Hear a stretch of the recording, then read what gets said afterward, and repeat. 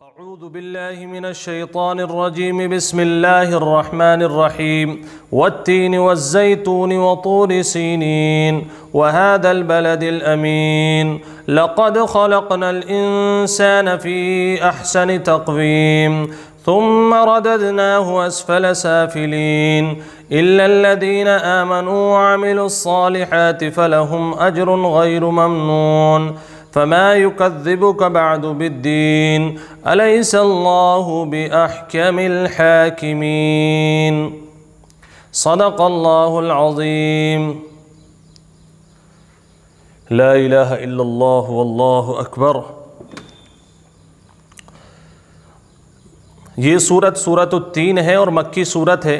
अल्लाह पाक ने इसमें 4 चीज़ों की कसम खाई है और उसके बाद एक बहुत अहम मसला इस उम्मत को बताया है और इंसानियत की आंखें खोलने की ये एक कोशिश और अल्लाह का हुक्म है।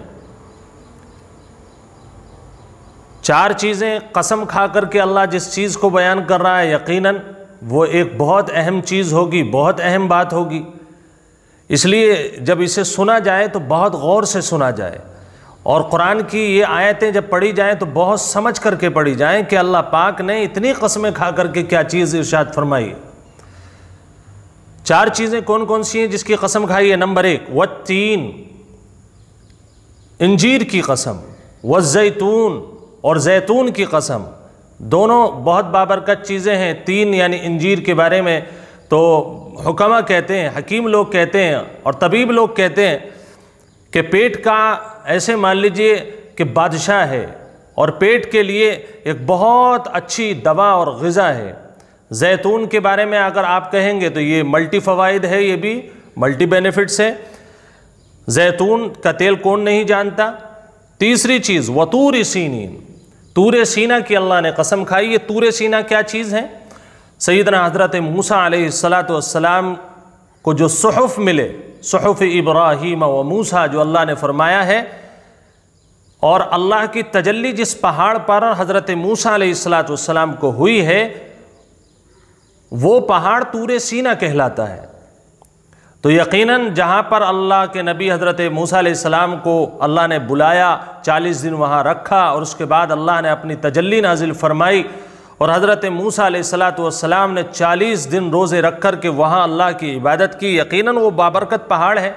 चौथी चीज़ जिसकी कसम अल्लाह फरमाता है वह हादल बलदिल अमीन, बलद अमीन की अल्लाह ने कसम उठाई है। बलद अमीन से मुराद मुफस्सिरीन लिखते हैं कि मक्कातुल मुकर्रमा की सरज़मीन है, क्योंकि वहाँ आक़ाए मदनी मोहम्मद रसूलुल्लाह सल्लल्लाहु अलैहि वसल्लम की पैदाइश हुई और वहाँ से दीन इस्लाम की इब्तिदा हुई। खाना काबा वहाँ पर मौजूद है, खाना काबा अव्वल। तो ये 4 चीज़ें अब अल्लाह ने जिनकी कसम खाई, इंजीर, जैतून, तूर सीना और मक्कातुल मुकर्रमा। अब इनकी कसम उठाकर अल्लाह ने जो मज़मून बयान किया है वो सुनने के काबिल है। फरमाया लक़द ख़लक़नल इंसान फ़ी अहसनि तक़वीम, कि कसम से हमने इंसान को सबसे अच्छे सांचे में ढाला है। अहसनी तक़वीम, सबसे खूबसूरत बनाया।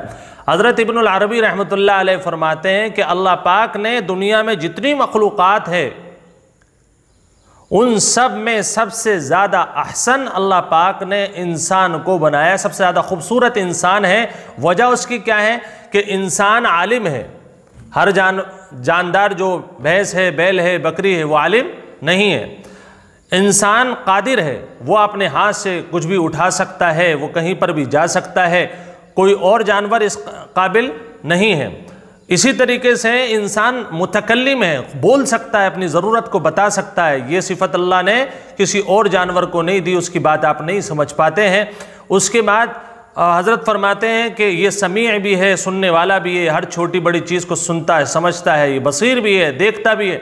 बहरहाल ये सारी सिफ़तें जिस हैवान में जमा हैं वो सिर्फ़ इंसान है। इंसान के अलावा इतनी सिफ़ात अल्लाह ने किसी में जमा नहीं फरमाई है। एक मक़ूला है कि इन्नल्लाह खलक़ आदम अला सूरतिही।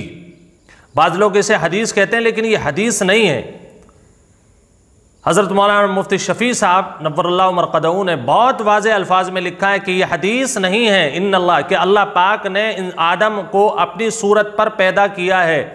मतलब अल्लाह की तो कोई सूरत ही नहीं है, अल्लाह पाक का तो कोई जिस्म ही नहीं है, तो फिर ये अल्लाह ने अपनी सूरत पर इंसान को कैसे बना दिया? सूरत से मुराद ये है कि कुछ सिफातें अल्लाह ने अपनी जिस हैवान को दी हैं, जिस मखलूक को दी हैं, वो इंसान है। इंसान के अलावा अल्लाह ने अपनी सिफात किसी और में मुंतकिल नहीं की है। ये अहसन तक़वीम की बात चल रही है कि अल्लाह ने इंसान से ज़्यादा खूबसूरत किसी को नहीं बनाया। एक वाक़या मैं आपको बताता हूँ। एक मरतबा एक अबू जाफ़र मंसूर खलीफा गुजरा है, उसके दरबार में एक बहुत अहम आदमी ईसा बिन मूसा एक शख्स था जो हाशमी था।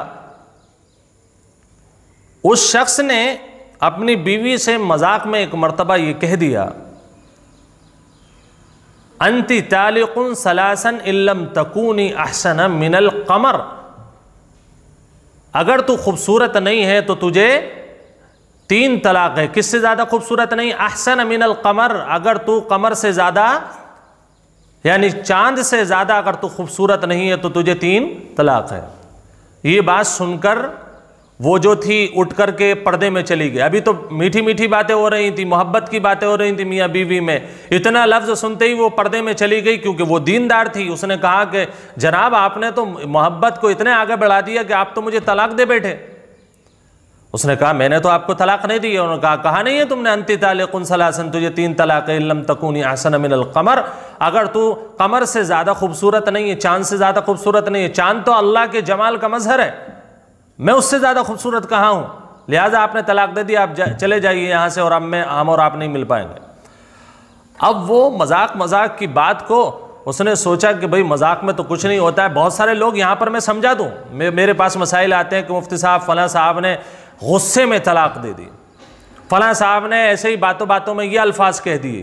तो मेरे भाई, अल्लाह के नबी सल्लल्लाहु अलैहि वसल्लम ने फरमाया, सलासुन हज़लुहुन्न हज़लुन, सलासुन जिद्दुहुन्न जिद्दुन व हज़लुहुन्न जिद्दुन। अल्लाह के नबी सल्लल्लाहु अलैहि वसल्लम फरमाते हैं कि 3 चीज़ें ऐसी हैं जिनका हकीकत तो हकीकत है, मजाक भी उनकी हकीकत है, उनमें से एक तलाक भी है। मतलब ये हुआ कि अगर तलाक का लफ्ज़ बीवी के सामने मजाक में कहा तब भी तलाक पड़ जाएगी, तलाक का लफ्ज़ अगर गुस्से में कहा फिर भी तलाक पड़ जाएगी। 1 तलाक कहा तो 1 पड़ेगी, 2 कहा तो 2 पड़ेंगी, 3 कहा तो 3 पड़ेंगी।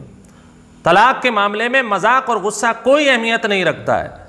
अब बहरहाल इन साहब ने जाकर के अबू जाफ़र मंसूर से जाकर के कहा कि साहब मैंने मजाक में अपनी बीवी से ऐसे कह दिया है, तो अब मैं क्या करूं, मेरी बीवी तो कह रही है तलाक पड़ गई। उन्होंने कहा चलिए ठीक है, उलमा को दावत पर बुलाते हैं। जो उस वक्त के उलमा वहाँ मौजूद थे सबको दावत पर बुलाया। उसमें शाफ़ई भी थे, उनमें हम्बली भी थे, और उसके अंदर हनफी भी थे। अब सब लोगों ने सवाल किया, सब लोगों से सवाल ये किया गया कि बताइए तलाक हुई नहीं? सारे उलमा ने कहा कि भाई तलाक तो हो गई, इसलिए कि चांद की खूबसूरती बहरहाल बज़ाहिर इंसान से ज़्यादा है। सब लोग हक्का बक्का रह गए। उन्होंने कहा कि तुमने ये क्या कर दिया कि अपनी बीवी को कमर से और चांद से तुमने मिला दिया। अब यहां पर मसला एक और आया। एक साहब बैठे हुए थे, इमाम अबू हनीफा रहमतुल्लाह अलैह के शागिर्द। उन्होंने कहा कि साहब तलाक नहीं हुई। कहा आपने कैसे कह दिया कि तलाक नहीं हुई? कहा ये बताइए इन्होंने क्या कहा है, इल्लम तकूनी अहसन मिनल कमर, अहसन मिनल कमर, यानी अगर कमर से ज़्यादा अहसन अगर नहीं है तो तुझे तलाक है। फरमाते हैं कि इस दुनिया में इंसान से ज़्यादा अहसन अल्लाह ने किसी को बनाया ही नहीं है। किसी को, इंसान से ज़्यादा अहसन अल्लाह ने किसी को बनाया ही नहीं है। सबसे ज़्यादा अहसन और ख़ूबसूरत इंसान है। और दलील में उन्होंने ये आयत पढ़ी, लक़द ख़लक़नल इंसान फ़ी अहसनि तक़वीम, कि अल्लाह ये फरमाता है कि हमने इंसान को सबसे ज़्यादा आसन सांचे में और सबसे ज़्यादा खूबसूरत सांचे में ढाला है। अल्लाह आसन तो इस दुनिया में सिर्फ इंसान को बता रहा है, कमर को या आसमान और ज़मीन को अल्लाह ने आसन नहीं बताया है, आसन सिर्फ इंसान है।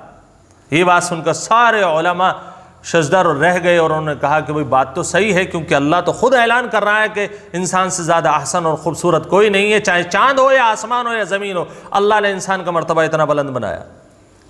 सारे उलमा ने इत्तेफाक कर लिया कि भाई इस औरत को तलाक नहीं हुई है। उन साहब से कहा आप जाइए, आपकी बीवी को तलाक नहीं हुई है। तो अल्लाह ने इतनी खूबसूरत अंदाज, चेहरा, मोहरा हमारा बनाया। अल्लाह पाक ने बाल हमारे अच्छे बनाए, पैर चलने के लिए दिए, हाँ, और ज़बान चखने के लिए दी। हर चीज़ बेमिसाल अल्लाह ने हमारी बनाई है, लेकिन ये हमारी कमबख्ती है कि हम इसका शुक्र अदा नहीं करते और अल्लाह के सामने सजदे नहीं करते। सुम्मा रददनाहु अस्फला साफिलीन, फिर अल्लाह तबारक व तआला ने फरमाया कि हमने उसके बाद इंसान को नीचे से नीचे दर्जे में पहुंचा दिया। रददनाहु अस्फला साफिलीन, बद से बदतर हालत तक हम उसको पहुंचा देते हैं। यानी जवानी में जो हमारी खूबसूरती होती है, हमारा जमाल होता है, हमारे बाजुओं में ताकत होती है, डोले शोले होते हैं, औरत की खूबसूरती होती है, तो औरत ये समझती है कि मुझसे ज़्यादा खूबसूरत कोई नहीं है, मेकअप लगा करके बैठ गई और फिर उसके बाद न वज़ू का नंबर आ रहा है क्योंकि लिपस्टिक लगाई हुई है, पाउडर लगाए हुई है, ब्यूटी पार्लर गई हुई है। लड़का अगर है तो वो जीन्स की पैंट चुस्त पहने हुए है, उसे बैठने की तमीज़ नहीं, पेशाब खड़े होकर के करता है अपने फैशन में के चक्कर में आकर। ये सारी चीज़ों को अल्लाह फरमाता है तूने अभी अपनी जवानी तो देखी है, एक बुढ़ापे का वक्त आने वाला है जिसमें अल्लाह ताला तेरी हालत को बद से बदतर बना दे। जितना खूबसूरत अल्लाह ने इंसान को बनाया है उतनी ज़्यादा बदतर हालत भी अल्लाह बना देता है। जवानी की झुर्रियाँ, जवानी की जो खूबसूरती होती है वो झुर्रियों में तब्दील हो जाती है। कमर झुकने लगती है, झुकती है नहीं झुकती है बूढ़े लोगों की कमर, कमर झुकने लगती है, याददाश्त जाने लगती है, जिस जबान पर भरोसा था वो लड़खड़ाने लगती है। ऐसी हालत में अल्लाह पहुंचा देता है। तो अल्लाह फरमाता है कि ये गुमान में न रहो कि तुम्हारी जवानी हर वक्त रहेगी, बल्कि बुढ़ापे में भी आना होगा और उस वक्त तुम जानवरों से भी ज्यादा बदतर हो जाओगे। भैंस, बैल, गाय, बकरी अगर बूढ़ी भी हो जाए तो अपना चारा खुद लेती है नहीं लेती है? छोड़ दो तो चुग करके चर करके वो अपना पेट भर लेती हैं। लेकिन जब इंसान बूढ़ा होता है तो अपने बेटों का मोहताज हो जाता है, उसके पास कमाई नहीं होती है, उसके पास अपना पैसा नहीं होता है, यहां तक कि कोई भी चीज उठाने के लिए उसके पास ताकत भी नहीं रहती है। तो अल्लाह फरमाता है सिर्फ जवानी को मत देखो, आने वाले वक्त को भी देखो, बुढ़ापे को। इल्लल्लज़ीना आमनू व अमिलुस्सालिहात, हाँ, जो लोग ईमान लाए और उन्होंने नेक अमल किए वो अस्फले साफिलीन में अल्लाह उनको नहीं पहुंचाता है। देखिए, अस्फले साफिलीन के दो मफहूम है। एक तो करीबी यानी दुनिया की यह हालत बुढ़ापे वाली, एक अस्फले साफिलीन आखिरत में है, यानी आखिरत में जाकर के अल्लाह नाफरमानों को क्या करेगा? जहन्नम में डाल देगा, बद से बदतर उनकी हालत हो जाएगी। तो अल्लाह फरमाता है दुनियावी हालत को मत देखो। अगर पैसा है तुम्हारे पास, अगर तुम अल्लाह के नाफरमान हुए, मुशरिक हुए, काफिर हुए, अल्लाह के नबी के नाफरमान हुए, तो तुम्हारे लिए अल्लाह ने एक दर्जा कयामत के बाद रख रखा है। वो क्या काय का है? मरने के बाद का, वो है कब्र का अजाब और इसके बाद हश्र का अजाब और उसके बाद जहन्नम का अजाब। अल्लाह हम सबको महफूज फरमाए, पूरी उम्मत को महफूज फरमाए। तो अल्लाह फरमाता है इल्लल्लज़ीना आमनू व अमिलुस्सालिहात, हाँ, जिन लोगों ने ईमान कबूल किया और अमल किया तो उन्हें जहन्नम नहीं मिलेगी। उन्हें क्या मिलेगा? उन्हें जन्नत मिलेगी। आखिरत में अस्फले साफिलीन में वो नहीं जाएंगे। और जहां तक दुनिया की बात है कि भाई दुनिया में तो काफिर भी बूढ़ा होता है और मुसलमान भी बूढ़ा होता है, तो उसकी जवानी भी चली जाती है। ईमान और अमल जिसका हो वो उसके भी हालात जो है डाउन हो जाते हैं। तो अस्फले साफिलीन में तो दोनों चले जाते हैं, लेकिन इसमें एक फर्क है। अल्लाह फरमाता है कि अगर ईमान और अमल के साथ बंदा बूढ़ा होता है तो फलहुम अजरुन गैरु ममनून, उसके लिए क्या होता है? ना खत्म होने वाला उनके लिए अजर होता है। दुनिया में भी ईमान और अमल वाले का क्या होगा? अजर होगा, बदला होगा, और आखिरत में भी अल्लाह पाक उसके लिए बदला रखते हैं। दुनिया का बदला क्या है? अगर कोई ईमान वाला है, उलमा देखें, बुजुर्गान दीन जितने बूढ़े होते चले जाते हैं अल्लाह उनको उतना ही कीमती बना देता है। लोग चाहते हैं कि इनके कदम हमारी गाड़ियों में आ जाएं तो बरकत आ जाए, घरों में आ जाएं ये हमारे तो बरकत आ जाए, उनको हदायत तहाइफ देते हैं ताकि हजरत हमारे लिए दुआ कर दें, सर पर हाथ रख दें। तो क्या है, उस अल्लाह पाक उस बंदे में जब बूढ़ा हो जाता है ईमान और नेक अमल के साथ, तो अगरचे वो अपनी ज़रूरतों को खुद पूरा नहीं कर सकता, अल्लाह उनके लिए खादिम मुकर्रर कर देता है जो बगैर पैसे के इखलास के साथ उनकी खिदमत करते हैं। तो बूढ़े तो वो हुए, लेकिन साथ में क्या हुआ? उनके साथ साथ अल्लाह ने मुखलिस लोगों को खादिम बना दिया। अच्छा, यहां पर एक फलहुम अजरुन गैरु ममनून की दूसरी तशरीह हजरत अनस रदियल्लाहु ताला अन्हु फरमाते हैं। इससे पहले, हदीस से पहले मैं ये बताऊं कि बहुत सारे लोग जवानी में कोई इशराक ज़्यादा पढ़ता है, पाँचों नमाज के बाद किसी की इशराक की आदत होती है, कोई अव्वाबीन पढ़ता है, कोई औरत बेचारी कुरान करीम 2-3 दिन में पूरा कर लेती है, लेकिन बुढ़ापे में तो वो नहीं कर पाती ना। जहन उतना नहीं चलता है बुढ़ापे में। तो जिसकी जवानी में आदत थी इशराक की, तो वो बुढ़ापे में नहीं कर पा रहा है। या ऐसे कह लीजिए कि जो सेहतमंद की हालत में उसने अव्वाबीन की भी उसकी आदत थी, फिर वो बीमार पड़ गया। तो अब ऐसी सूरत में बूढ़ा होने के बाद, बीमार होने के बाद बंदा क्या सोचता है कि साहब मेरा अब तो करीब है अल्लाह से मिलने का वक्त, और मेरे अमल कम हो गए। मेरे अमल क्या हो गए? कम हो गए। जवानी में मैं 5 नमाजों के अलावा तहज्जुद भी पढ़ता था, रोजाना के 5 पारे भी पढ़ता था। अब बुढ़ापे में सिर्फ 5 नमाजें पढ़ी जा रही हैं, वो भी कभी जमात से पढ़ी जा रही हैं, कभी नहीं पढ़ी जा रही हैं, और मेरे अमल छूट गए। तो क्या अब उसे जितना करेगा उतना ही अमल मिलेगा या उससे ज्यादा? तो अल्लाह फरमाता है अगर जवानी का जो शेड्यूल नेकियों का था तुम्हारा, वो अगर बुढ़ापे की वजह से नहीं कर पा रहे हो, या तंदुरुस्ती में जो तुम्हारा शेड्यूल कुरान पढ़ने का था, नमाज ज्यादा पढ़ने का था, तस्बीहात करने का था, बीमारी की वजह से नहीं कर पा रहे हो, तो ऐसी सूरत में अल्लाह के नबी मोहम्मद रसूलुल्लाह सल्लल्लाहु अलैहि वसल्लम ने इरशाद फरमाया कि हज़रत अनस रावी हैं, कहते हैं कि जिस वक्त बंदा बीमार होता है तो अल्लाह रब्बुल इज़्ज़त उसके जो फरिश्ते किरामन कातिबीन है ना, हमारे अमल जो लिखते हैं, उनको हुक्म देता है कि देखो बीमारी की वजह से ये अमल नहीं कर पा रहा है, इसने तंदुरुस्ती की हालत में जो इसकी आदत थी नेक अमल करने की, वो नेक अमल बराबर इनके लिखते रहना, अगरचे अब ये नहीं कर पा रहा है। अल्लाह अकबर, कि जितने अमल ये नेक तंदुरुस्ती में करता था वो सारे के सारे अमल का सवाब बीमारी में भी लिखते रहना, उसमें कटौती मत करना, ये अल्लाह का उसूल है। तो जवानी में जो नेकियां होती हैं वो बुढ़ापे में भी मिलती हैं और बीमारी की हालत में भी। तो अल्लाह फरमाता है कि ईमान और अमल सालेह के बाद हम उसे असफल साफिलीन में जाने नहीं देते हैं। फमा युकद्दिबुका बअदु बिद्दीन, अल्लाह फरमाता है अब इसके बाद बदले से तुम्हें कौन झुटला रहा है, मतलब बदले का दिन, कयामत के दिन का अब भी इनकार करोगे?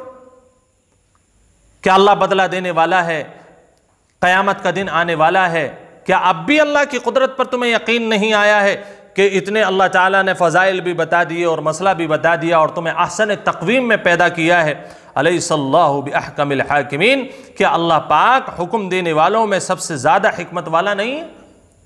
बला अना अला ज़ालिका मिनश शाहिदीन, मैं गवाही देता हूँ इस बात की कि अल्लाह सबसे बड़ा हाकिम है और हाकिमों का हाकिम है। अल्लाह पाक हमें अल्लाह की कुदरत को समझने की तौफीक नसीब फरमाए और अपनी जवानी को सही अंदाज पर खर्च करने की तौफीक नसीब फरमाए। हमारे नेक अमाल को अल्लाह कबूल